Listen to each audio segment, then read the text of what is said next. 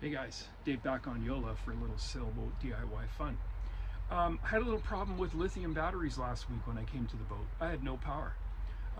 Couldn't figure out why. Turned my main switch on, my lights would come on and then go off, and come on and go off. And it was like a timed electronic signal with the lights going on and off. And I thought, what's going on here?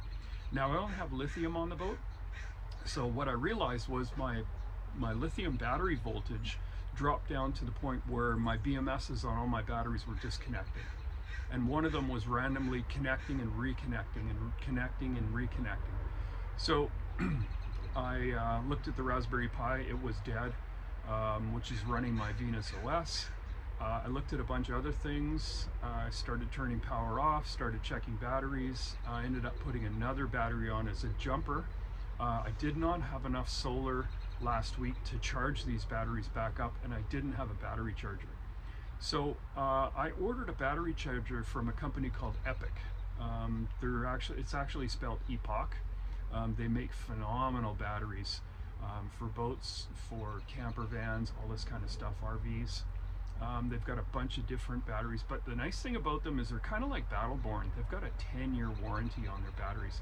So you can go buy like a Lifetime or all these other off-brand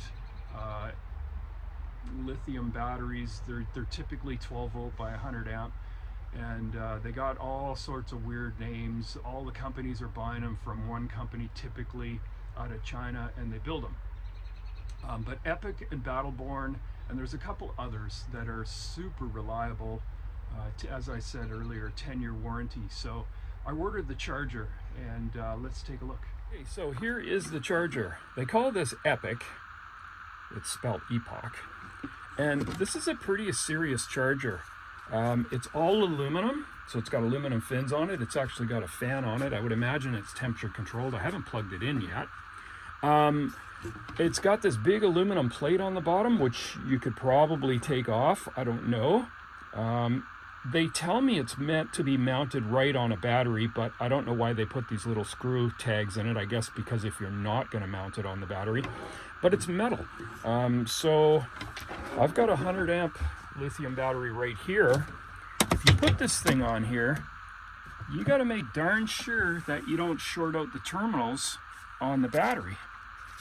It's not very far, so you'd have to have some sort of a way. Maybe you put a plastic, you mount this, I don't know. It's meant to be a heat sink for the battery when you're charging it.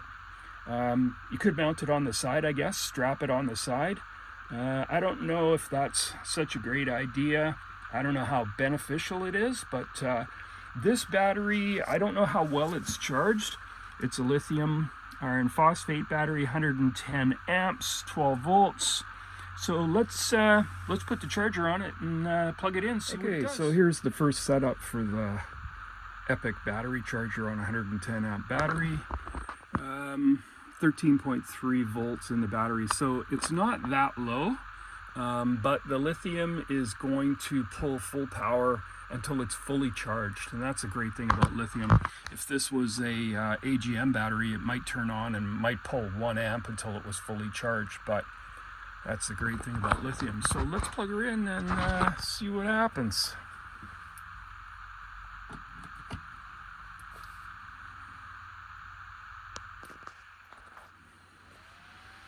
Okay, so the fan turned on right away. It's flashing the red LED telling me that it's charging. And the voltage hasn't really come up that much. It's climbing really slowly, so that's kind of what lithium does. It's probably pulling 15 amps out of the charger. It's a 15 amp charger and 110 amp battery, just slowly crawling up. There's the battery capacity, 12 volt, 110 amps. EPOC battery charger.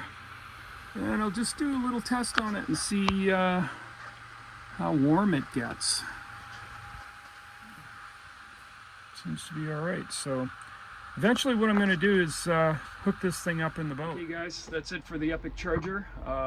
I'll probably do another video when I mount it in the boat, and we can see what it does when it gets hooked up to about 400 amps of lithium. Then I'll put my DC clamp on it. I'm sure it'll just pull go straight to 15 amps and charge at 15 amps until the batteries are done. Okay, like the programming, give me a thumbs up, subscribe, and I'll see you next week.